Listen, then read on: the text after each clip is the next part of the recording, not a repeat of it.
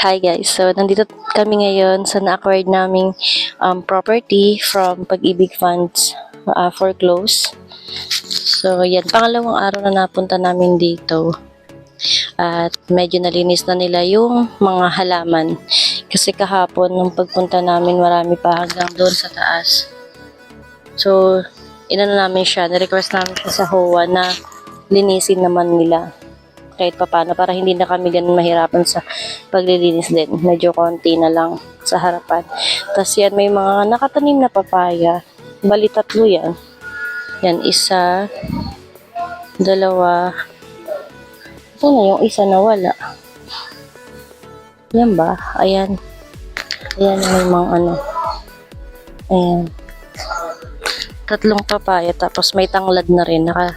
Pero kailangan natin siyang tanggalin para para medyo lumawag yung space dito sa harapan. So, pasok tayo guys.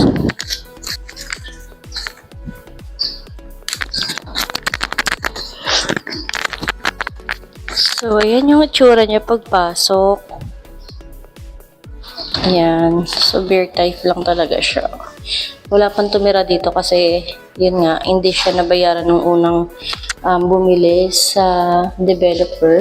Kaya siya na-foreclose sa Pag-ibig Funds. So, yung itsura niya.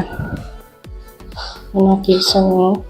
Meron lang siyang primary coat ng pintura. Ayan ang switch.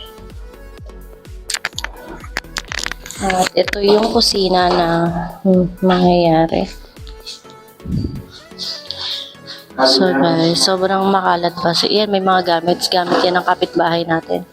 Hindi ko nakilagay sila kasi nga medyo hindi kasya sa kanila, pero yan, aharangan natin yan. So may puno din, tatanggalin din yan. Then sa CR naman, ito yung CR, madumi pa din kasi pangalawang punta pa lang natin dito at hindi pa naumpisa yung paglilinis. Yan, yung CR niya. Hagdan. Ayan, yung hagdan na solid. Maganda naman yung pagkakaano ng hagdan. Hindi isa sa mga nagustuhan namin sa kanya. So, ito yung bintana. At aakyat tayo sa taas. Tingnan natin yung taas niya. Ito ang kisame pala. Ay, sorry, wala pa palang kisame. Ayan yung bubong. So, pag aakyat ng hagdan, ayan, makikita. Tataakit na tayo.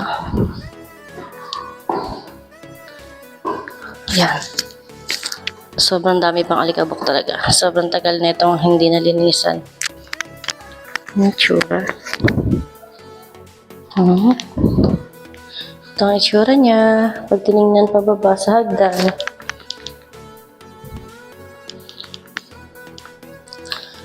At ito naman. Ito, pag gusto mag-sightseeing, kita mo mga kapitbahay. Yan. So, yung bintana na to ay pero syempre, parang natin yun. Lalagyan natin ng tinted para hindi kita sa loob. Diba? Nagmukha siya pala sa labas. Yan. Ang asawa. Tapos na ata siya mag-picture at mag-video din. Naiinitan na siya. Init na init ka na, B. Anong balak mo dyan? So, yun na nga, guys. Ayan. So, ang daming kailangan planuhin dito sa bahay na to. Pero, hindi natin kailangan biglain. Unti-untiin lang natin. Siyempre, para kaya ng budget. Hanggang sa mabuo yung mga pangarap natin mangyari dito sa bahay na to. So, ayan yung bubong ng CR. Kita siya dito. Ayan yung pinaka sa kusina. Sure guys. So hanggang sa susunod na video na lang natin, ipapakita natin ang mga susunod na mangyayari. So sa paglilinis, sa mga unang renovations, unang pag-aayos. So yun lang guys.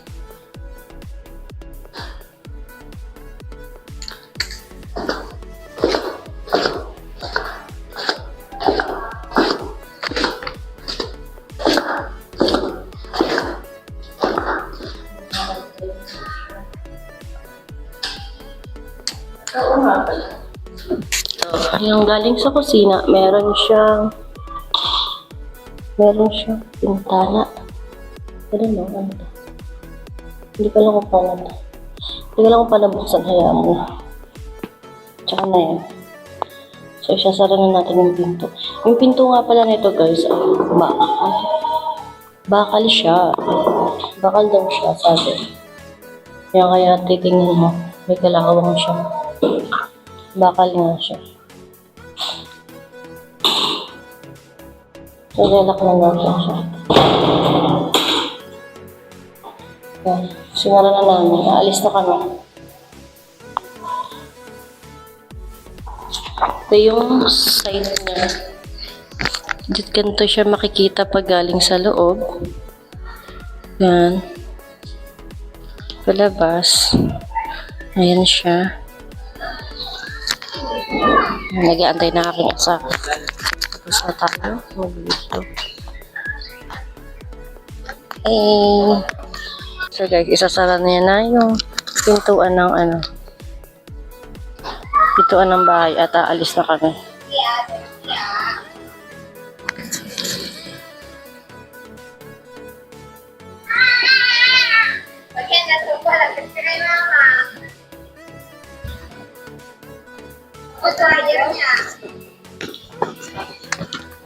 Aray ko. Sige nga, try mo nga isara.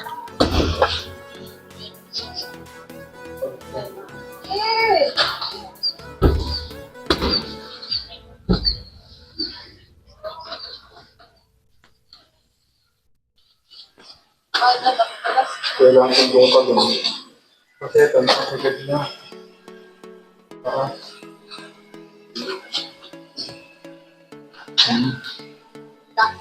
Sagad na nga. Oo. Ano yan? Habawasan. Hindi, maganda yun talaga mapalitan mga ng pinto. Bakal kasi ito. Ayan. Ano ito na ako? Bakal kasi siya. Magwala.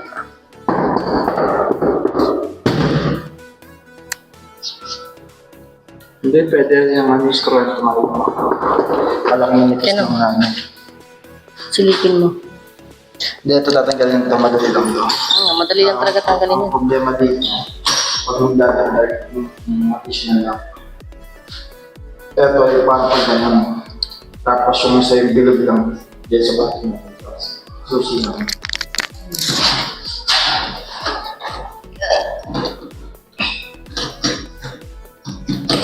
Hindi ito madali masira. Tapos yung bilog. Tatlo.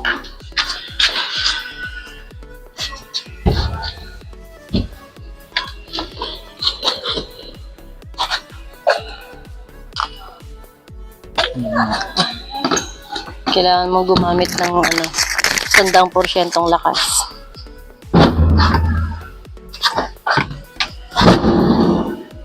Alkam.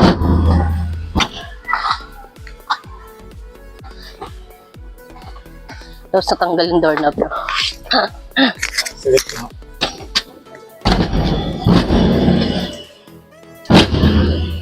Ayaw talaga. Hindi talaga siya masagad ng sara. Kasi masikip yung pintuan. Kailangan palitan din yung pintuan. So, alis na kami guys. So guys, ayan. Dami yung tinitingnan na bahay. Kasi nga, naghahanap siya ng magandang mga design sa bahay, sa labas. Oo nga, di ba? Bubong sa may may CR, ayun ang gagawin. Sino may gripo siya sa labas. Tara na. Baka gusto mo magpayong. Baka gusto mo magpayong. Yan. Ay, stress na. So, tapos na kaming tumingin doon sa bahay na aayusin natin. Sa susunod na lang ulit na kabanata.